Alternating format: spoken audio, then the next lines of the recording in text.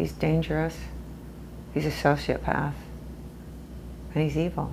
According to Keith Raniere's self-proclamations, he was an extraordinary child. It's an inarguable fact that Keith Raniere is a genius. Constructing sentences by age 1, reading by the next year, and the East Coast judo champion when he was 11.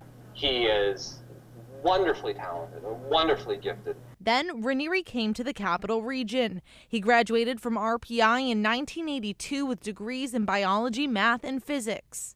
One of the world's smartest men.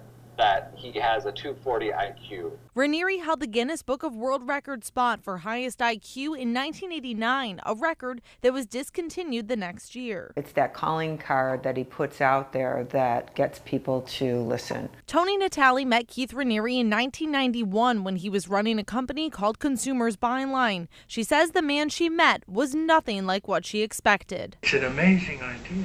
Yes, well, sometimes it even amazes me. But Consumers Byline is wonderful, and it's working. Very unassuming, almost shy in demeanor at times. She asked him why he would use his intellectual gifts to run a multi-level marketing company. He told her he was using it to change the world. And this is my platform, and this is how I'm going to start. Don't you want to come along? She did. The pair lived together here in the Capital Region, and Natale was happy running a vitamin company. That's when Consumers Byline began to crumble. We first told you about Consumers Byline last May when the company was accused of being an illegal pyramid scheme. The company was under investigation by several states and shut down in 1997 after settling with the New York State Attorney General. That's when Raniere met Nancy Salzman. He was creating this new company with Nancy. They created executive success programs, the nucleus that would later become NXIVM. Then Raniere became violent. Screaming at me, spitting in my face, backing me into the corner.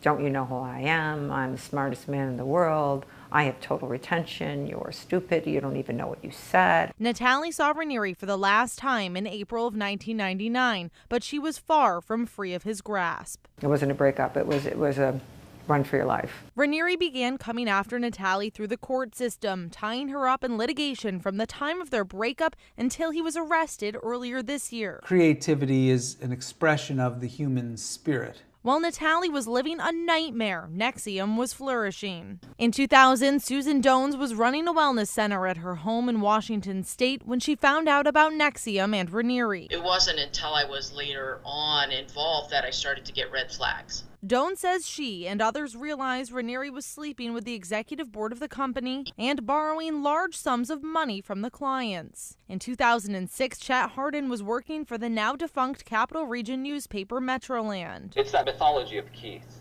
that NXIVM is able to sell. Hardin discovered Raniere was using wealthy backers to bring the Dalai Lama to town and started investigating. This didn't sit well with Raniere, so he threatened a $65 million lawsuit against Hardin and the paper. With the threat of that lawsuit hanging in the air, I was invited by Keith to play volleyball at midnight out in the country. It was at Hayner's off Route 9 that Raniere held court in the form of a game. I found him very charming. I tell people, had I not gone into that night armored with what I knew about Keith Raniere and NXIVM, I would have liked it. Raniere was determined to stop Hardin's investigations. At the point when he peeled me aside to talk to me one-on-one, it was hard not to notice the rest of the room, the demeanor of the rest of the room. Everyone went quiet. Hardin had been granted a rare look at the inner workings of NXIVM and been party to Raniere's orbit. And it's charming, and it's fun, and it's exciting, and I can easily see getting caught up in it. As Hardin was getting a closer look, Dones was trying to escape. In April of 2009, she and several others decided to meet with Raniere about leaving NXIVM. Raniere allowed Dones to videotape those meetings. After the second day, I decided that there was no way he was going to change. I've had people killed because of my beliefs. I think he became angered by that and figured out he needed to have a tighter rein on people. Dones kept that video clip because after leaving, she feared for her life. Court documents allege he formed DOS in 2015, the secret society of women within NXIVM that brands its members and operates as a master and slave system. The harems all happening in several Half Moon homes. They know that they're dealing with a monster. They're dealing with somebody that's diabolical and evil and manipulative, and they see that. She says this will be the fall of Vanguard. There's only one God, and it's certainly never going to be Keith Raniere.